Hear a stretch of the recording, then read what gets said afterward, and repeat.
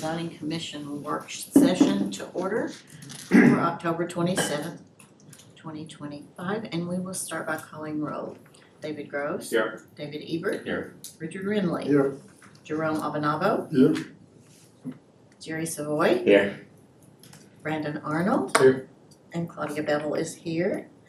And so we would have our staff present. We have one case tonight. And well, I noticed we have someone new, so can we have an introduction before we have our cases presented? So yeah, absolutely. We have Ivana Gonzalez. Hello, everyone. Started last week, so this is her first time to be present for one of our meetings. So is it Yvonne or? Ivana. Ivana. Yeah, Okay. nice to meet y'all. Very nice to Nice to meet meet you, you. Yvonne. She has a degree in landscape architecture, so she'll be able to Nice. help us with our trees. landscaping needs, so that's good. Is she the new arborist then, or? So she's not a certified arborist, and that's something we'll probably look into. Yeah. But she's got this Okay. experience, as a landscape architect. Great, nice to meet Nice you. to meet you. Nice to have you with our meeting, and we can proceed. Okay, so we only have one item on the agenda tonight. Oh no, I don't know where this goes. Yeah, turn on. It's not on. Okay, we only have one item on the agenda tonight. It is the consideration of a special use permit for an accessory building on Lot 3, Block 1, Belden Hollow, which is at 4905 Belden Trail. There's an aerial of the property. It's located in PUDR zoning, so it's planned unit residential. There's another aerial of the property. The accessory building would be located next to the pool and just behind the house. There's another angle of the aerial. And then here's a statement of planning objectives. So the building is intended to be served for a gym or an entertainment space, but it's not going to be a dwelling. The structure will exceed the 4% of the lot area that is allowed for accessory buildings because there is an existing cabana on the property. So it does meet the other standards of the planned unit development. The only one it would be breaking would be the accessory building size. And then here's another image of just kind of the lot coverage and where it would be placed. So it would be up there on the right, the top right, next to the existing cabana, and it would be too large for the area. Here's some elevations of it. It is located 5 feet from the rear property line, which is allowed within the planned unit development because of the height and the roof pitch. Here's some renderings of the property. Excuse me. And if you have any questions, I'd be happy to. Can you go back to the other? What is the 4% limit for this lot? So it's gonna be back on this slide. So 4%. I can do a calculation real quick. Is it 4% or 1,200 square feet? So it's gonna be the most, so there's 3 separate allowances for accessory buildings and it's gonna. Well, actually, that's for accessory dwellings only. Okay, Okay, The 4% is for accessory buildings. okay, So you take the 29,051 times 0.04. So that's 1,162 square feet. Right. So He's then already go got back- one, correct? Huh? He's already got one building, Yeah, so go back to that one right so we'd there. have to subtract that from the overall. So the total is 2143. And that's 278 for the cabana and 1878 for the gym. And that's where the 7.4% comes. I mean, allowable is 1,100? 1162 is 4%. Okay, now can we see the other picture you showed? the renderings. The next one. So That's a huge. is the, what they're calling a motor court or whatever, is that covered? It's not a covered structure. It's not covered? that's the driveway. It's just the driveway? Yeah. Okay, So that's taken into account for the impervious area, but not the lot coverage area. So this is really exceeding the 4% limit by quite a bit. by 3.4, It's almost double. yes. And is this building, would this building be in compliance with the setbacks? So it is in compliance with the setbacks. It's 5 feet from the property line, but it does meet, so because of the height of the wall and the roof pitch, it is allowed to be 5 feet from the property line. How is it I actually think compliant it's with the more. rear setback? It looks like it's only like 5 feet away from the back, the property line. Mr. Remy, I have a site plan, I think it's a little long, a little more than the 5 feet. Let's go Explain back how to it the would- site, please. If you wanna keep that, you can. Okay, could you explain it? So it's allowed to be 5 feet from the property line if this wall's 8 feet. It has 8-foot On walls the and the roof pitch is elevation. 45-degree angle. Okay, that's- So But how far do is we, it from the back do we line? have, It's do we more than have 5 the feet. ordinance number for the PUD? But it's supposed to be So we see 25 what the PUD says.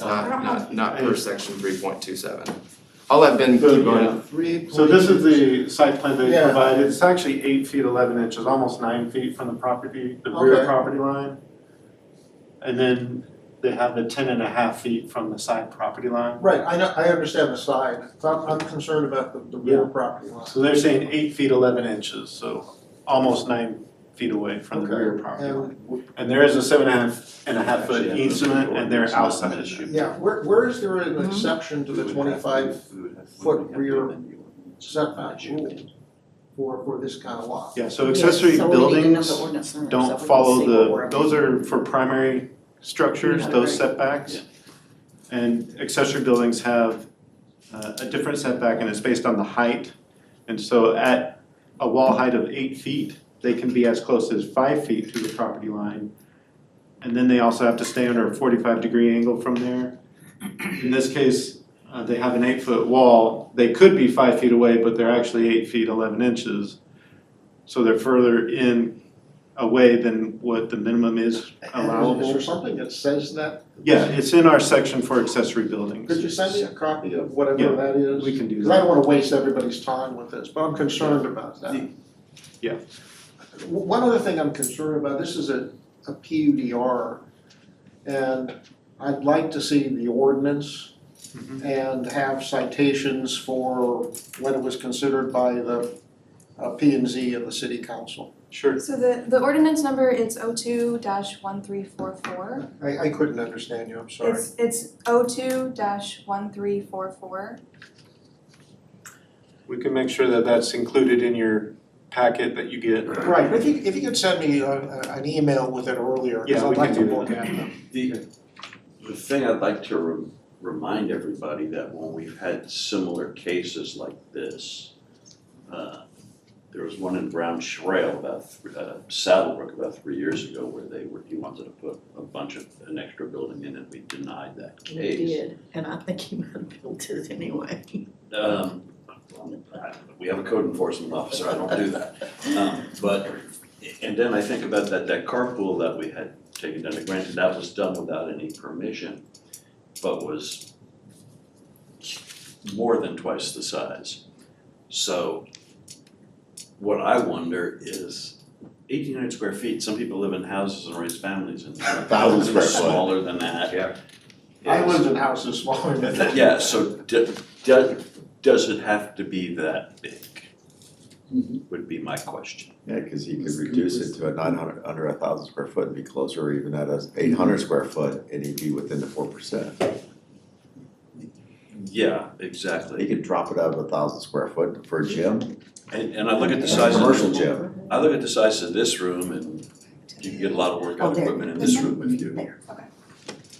So that's just my personal thoughts on the matter.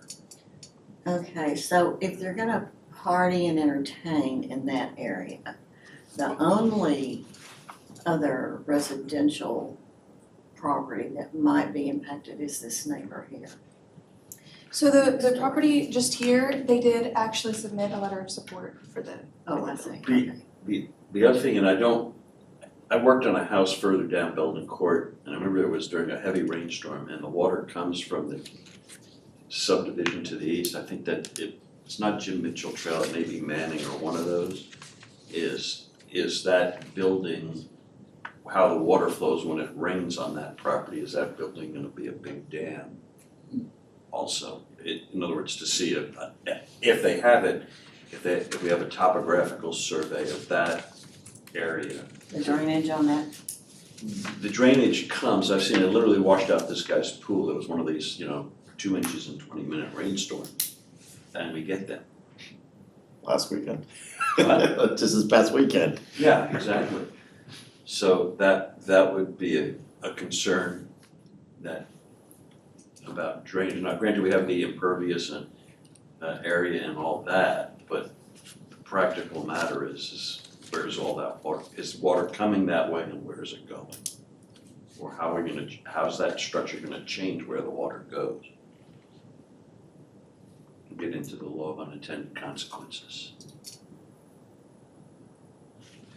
And the standard is 4% in square footage for accessory buildings, subject to the city council offering, a special use permit to make it larger. Are there precedents for accessory buildings going up to 2,000 square feet in Colleyville? We have quite a few that are well over that limit. Do we really? But they're on larger properties.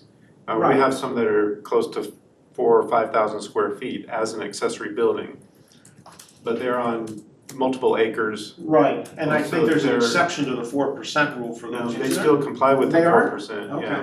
yeah. On an RE or ag, Yeah, but the bigger the Yep. property, the bigger the building can be. Because 4% is on Percentage your of lot the- area. It's a percentage of the and whole. the Yeah. 1,200, Subject to- now this is an accessory building, but if it was an accessory dwelling, the 1,200 square feet rule would come into play. That's why it's not And- relevant. Technically, it'd only be for the habitable area of the dwelling, so if the 4% allowed a 2,000 square foot, Mm. only 1,200 of it could be for dwelling purposes. The other 800 would have to be something else. And what is the differentiation between an accessory building versus dwelling? Plumbing? It's more than just the plumbing, it has to be designed for habitation. So a lot of times that's a bedroom with a closet, a bathroom, and a kitchen area where they prepare food. So, but if If this, it's intended, I mean, it's pretty obvious when they want to use it for habitation. Yeah, and they said they're not gonna run any plumbing to it but they are gonna run electrical. Is that correct? I'm not sure about the plumbing. We allow both in all of the accessory buildings if they want to. so it could become a dwelling. Yeah, that's, they They could, don't intend to add plumbing. excuse me? They do not intend to add plumbing. Now, I'm skeptical. I'm a skeptic. Or it could be added.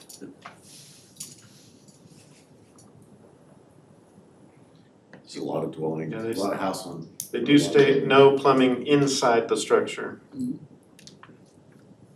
on their letter. Okay. Yeah, that's nice, but I don't think it's meaningful one way or another, to tell you the truth. Right, and we wouldn't, that's not something that we Right, would exactly. not allow. We allow for bathrooms all the time. He may not know that, and so he's throwing that in there. I think that was just to indicate that it's not for habitation. It's not intended for anyone to live in it.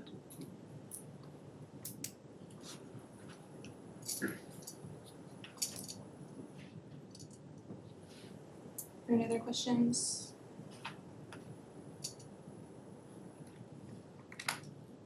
Okay, that was the only case on the agenda for tonight. Do you have more questions? Okay. Thank you. All right, thank you. Okay, so with that, we shall adjourn at 6:31. Do you adjourn?